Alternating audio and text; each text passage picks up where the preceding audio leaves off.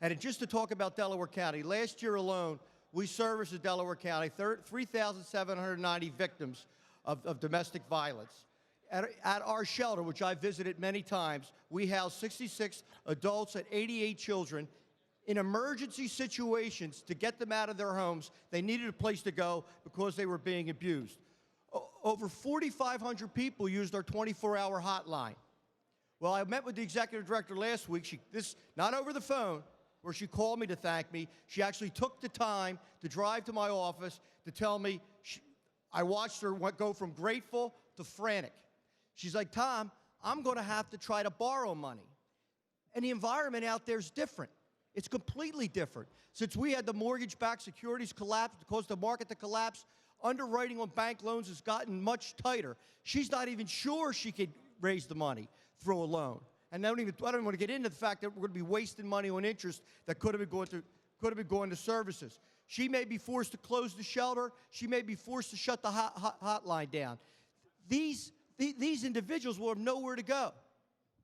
I firmly believe that after we passed our budget at the end of June and it went to the governor's desk, he obviously didn't read it because he vetoed it in less than an hour.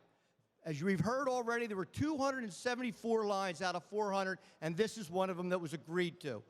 It isn't necessary to hold the money from these people. These are real people with real problems.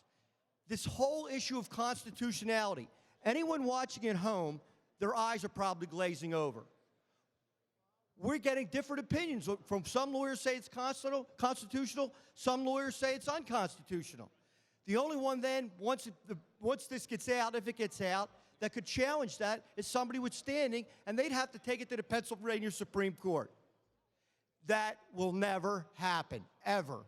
I can't think of a single individual or an organization that would take a case to the Pennsylvania Supreme Court to try to stop funding domestic abuse programs. That individual or person would be as popular as that dentist that's out Cecil the Lion. It's just not going to happen. It's a moot issue.